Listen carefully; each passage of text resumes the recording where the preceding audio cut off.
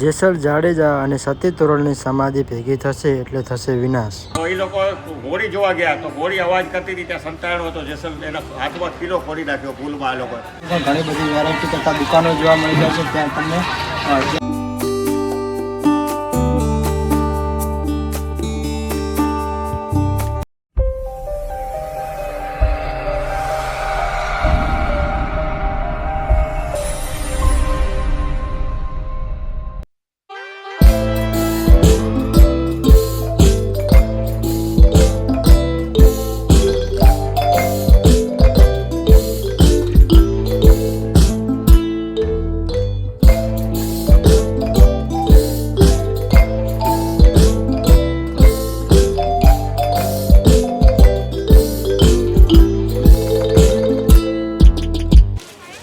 દોસ્તો નમસ્કાર, સ્વાગત છે તમારું આપણી યુટ્યુબ ચેનલ ગુજરાતી બ્રધર બ્લોગમાં. દર્શક મિત્રો, આજે આપણે આવી ગયા છીએ અંજાર, જ્યાં જેસલ તોરલની સમાધિ આવેલી છે.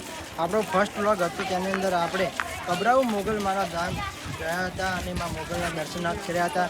એ અમારો ફર્સ્ટ બ્લોગ હતો, જેને આઈ બટનમાં લિંક આપેલી છે. તમે તેને ઓપન કરીને જોઈ શકો છો. ત્યારબાદ આપણે આજે આવી ગયા છીએ, એટલે કે અત્યારે મોગલધામ ગયા પછી આવી ગયા છીએ અંજાર, જ્યાં જેસલ તોરલની સમાધિ આવેલી છે. તો આપણે હવે ત્યાં જેસલ તોરલની સમાધિ જોવા જઈશું અને જેસલ તોરલનો જે જૂનો ઇતિહાસ રહેલો છે તે ઇતિહાસને આપણે એક્સપ્લોર કરવાના છીએ, તથા એની જે બજાર છે તે બજાર પણ તમને બતાવવાના છીએ, તથા સંપૂર્ણપણે વિગતવાર અહીંયા તમને માહિતી આપવાના છીએ. તો તમે અમારી યુટ્યુબ ચેનલ ગુજરાતી બ્રધર બ્લોગની અંદર અચૂકથી બન્યા રહેશો.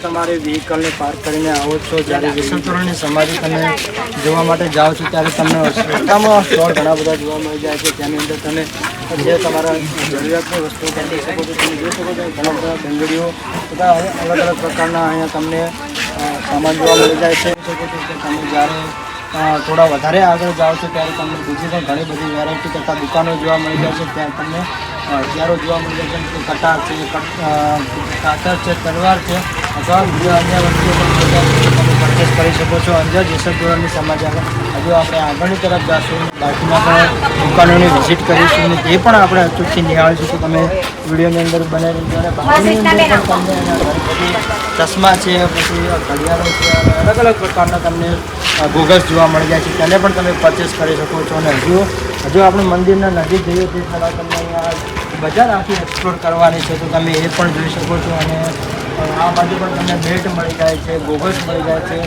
બેગ પણ મળી જાય છે, તો તમે તેને પણ પરચેસ કરી શકો છો. અંજાર જેસલ તોરલની સમાધિ જ્યારે તમે નિહાળવા આવો છો, ત્યારે અહીંયા બીજા પણ ઘણા બધા બેગ લાગેલા છે. શું પ્રાઇસ છે ભાઈ આ બેગોની?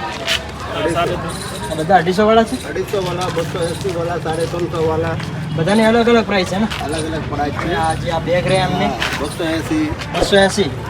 ઓકે. અને જે અંદર રહે એ બે અંદરના 250, 350. બરાબર. બધાને મતલબ જેવું અલગ અલગ મટીરિયલ જેવું એના પર ડિમાન્ડ. સાચું. અને આ બાજુ ગોગલ્સની શું પ્રાઇસમાં છે ભાઈ?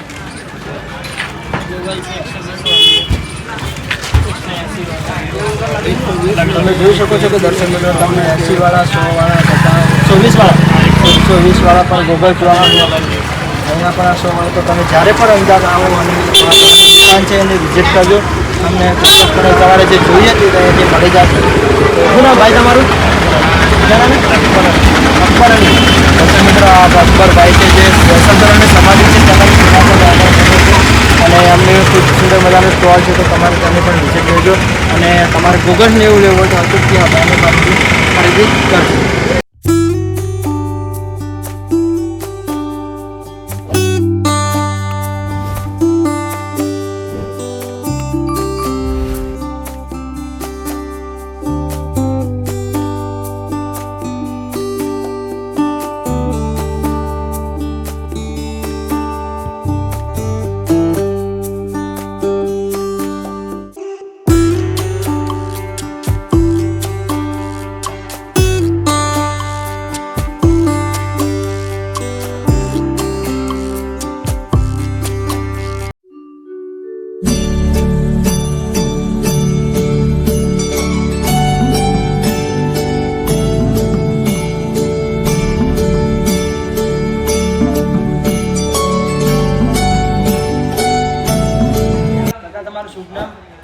રસિકલાલ મંગલજી.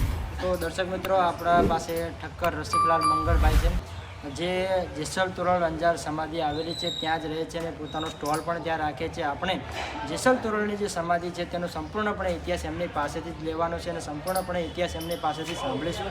તો તમે જે જેસલ તોરલનો જૂનો ઇતિહાસ રહેલો છે તેના વિશે અમારા વ્યૂઅર્સને, અમારા જે ચેનલમાં લોકો જુએ છે તેમને સંપૂર્ણપણે આ જેસલ તોરલનો ઇતિહાસ જણાવો, કારણ કે ઘણા લોકો જાણવા પ્રેરિત છે. આશરે 600-650 વર્ષ પહેલાં અંજારના અહીંયા જંગલો હતા બધે. ત્યાં એક જડેજા જેસલ કરીને બહારવટીઓ બધાને સતાવતો અને પોતે પણ એવા તલવારથી બધાને હેરાન કરતો, જેના માથામાં જેટલા વાર હતા એટલા વાર જેટલા એને કર્મો કર્યા. પછી એને એક સતીનારી સાથે એનો સંપર્ક થયો અને એને ત્યાં કોળી થતી હતી, ત્યાં એ ગયા લકાણા ત્યાં એના તોરલના ઘરે.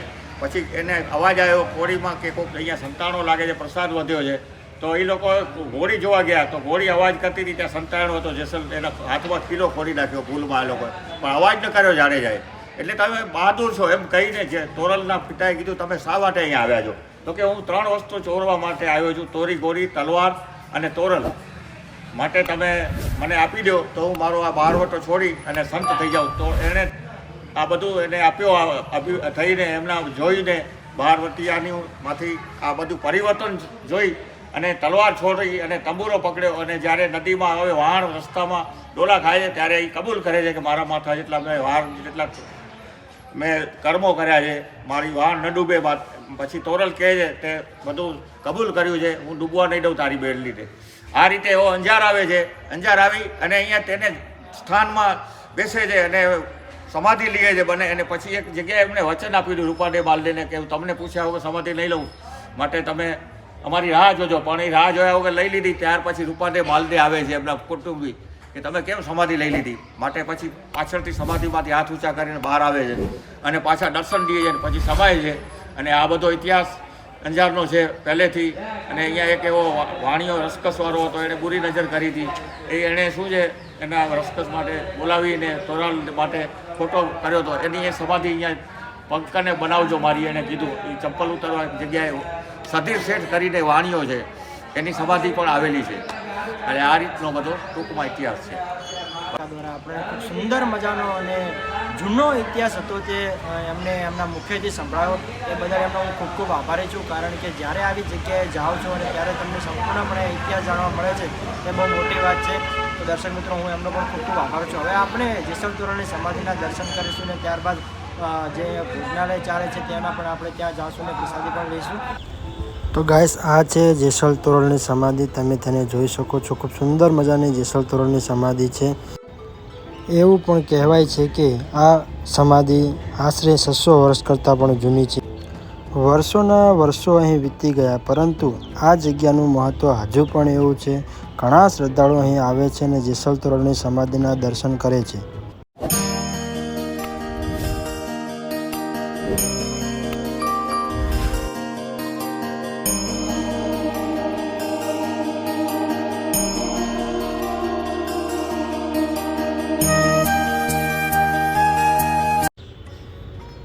દોસ્તો, આ જગ્યા વિશે એવું પણ કહેવાય છે કે સતી તોરલ અને જેસલ જાડેજાની જે સમાધિ છે તે બંને વચ્ચે અંતર 2 ગાડા જાય તેટલું હતું, પરંતુ દર વર્ષે 1 તલ જેટલી જગ્યા બંને સમાધિ તરફથી નજીક આવતી જાય છે.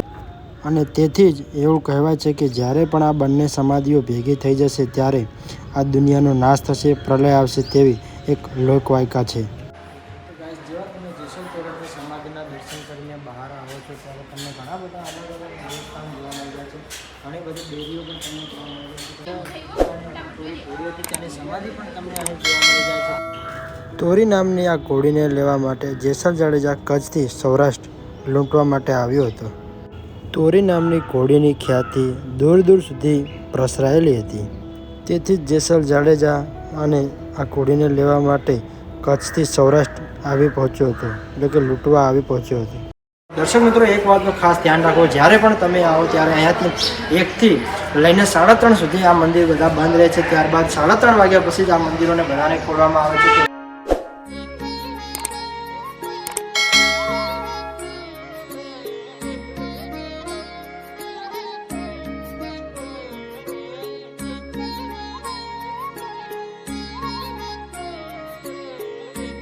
તો ગાઈસ તમે જેસલ તોરણના સમાધિના દર્શન કરીને આવો છો ત્યારે અહીંયા તમને આજે પણ દાદાનું મંદિર જોવા મળી જાય છે.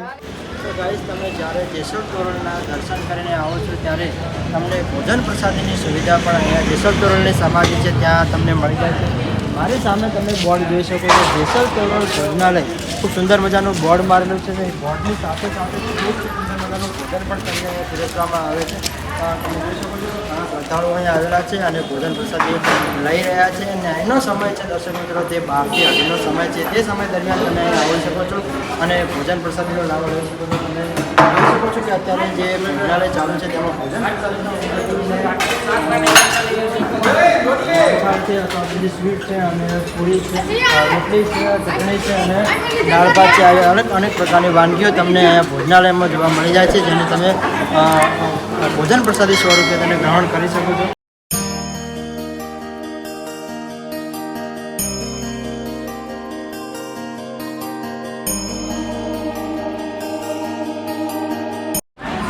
મારું નામ છે ગોવિંદ અને ભોજનાલય 2 વર્ષથી ચાલુ છે આપણે. 2 વર્ષથી. હા, 2 વર્ષથી ચાલુ છે.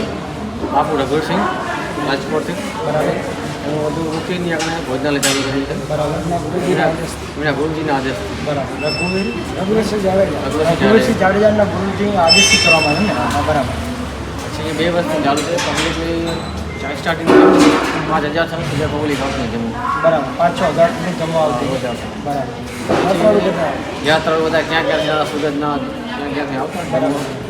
પછી વધારે પબ્લિક રવિવાર શનિવાર ફૂલ પબ્લિક. રવિ, શનિ અને મંગળવાર 3 દિવસમાં વધારે ભીડ હોય.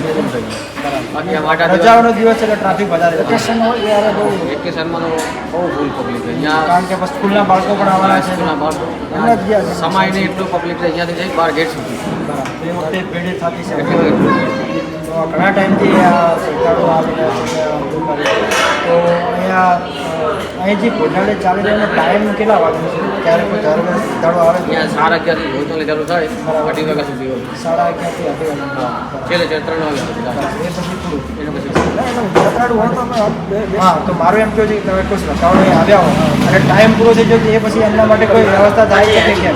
હા, બરાબર. પહેલાંથી ફોન જણાવ થાય કે અમે આવવાના છીએ અને અમે આટલા વાગ્યા સુધી પહોંચી આવ તો એ પ્રમાણે અમે કરી તો એના માટે કોઈને કોન્ટેક્ટ કરવો હોય તો એનો કોઈ નંબર કે કોન્ટેક્ટ નંબર છે હવે. તો ગાઈસ તમે જોઈ શકો છો કે જ્યારે પણ અહીં તમારે આવવાનું હોય, એડવાન્સ આવવાનું હોય અને તમે જ્યારે અહીં તમારી પાસે જાણ કરીને આવો તો તમારા માટે અહીંયા જે તે સુવિધા છે તે કરી દેવામાં આવશે. એના માટે હું તમને ડિસ્પ્લે પર એક નંબર પણ આપી દઈશ. તો ગાઈસ જ્યારે બધા સેવક છે, અહીં બધા સેવક છે, અહીંયા હેન્ડલિંગ તમે કરો છો. તો ગાઈસ જ્યારે પણ તમે અહીં આવો છો અને ત્યારે તમારે જ્યારે જમવાનો ટાઈમ પૂરો થઈ ગયો હોય અને તમે આવો છો ત્યારે પણ તમારા માટે અહીંયા ભોજનાલયમાં જમવાની સુવિધા થઈ જાય છે. અન્ય કોઈ પ્રકારનું તમારે કામ હોય તો એ પણ તમે અહીં કરાવી શકો છો કે તમારે અહીં આવે તો શું સુવિધા છે કે નહીં બધું પૂછી શકો છો. અહીંયા એક રઘુવીરસિંહ જાડેજા કરીને બાપુ છે જે આ બધું હેન્ડલિંગ કરે છે. તેમનો નંબર છે 98-253-511-66. 98-253-511-66. ઇનકેસ તમારે આવવાનું છે તો તમે એડવાન્સ જાણ કરીને પોતાના માટે અહીંયા જમવાની સુવિધા કરાવી શકો છો. તો અચૂકથી આ નંબર પર કોન્ટેક્ટ કરજો અને હું તમને ડિસ્પ્લે પર નંબર પણ આ બાપુનો આપી દઈશ જેથી તમારે કોઈ પણ અડચણ સ્વરૂપે અંજારની અંદર જ્યારે તમે આ જેસલ તોરણની સમાધિ આવો છો તમને કોઈ રોજની તકલીફ પડે તો ત્યારે તમે આ નંબર પર કોન્ટેક્ટ કરી શકો. તો દર્શક મિત્રો આ તો અમારું ભોજનાલય જે અંજાર જેસલ તોરણની સમાધિ આવેલું છે તે અમારો વિડીયો પસંદ આવે તો અમારી યુટ્યુબ ચેનલ ગુજરાતી બ્લોગને લાઈક કરજો, શેર કરજો અને સબસ્ક્રાઈબ કરવાનું તો ભૂલતા નહીં.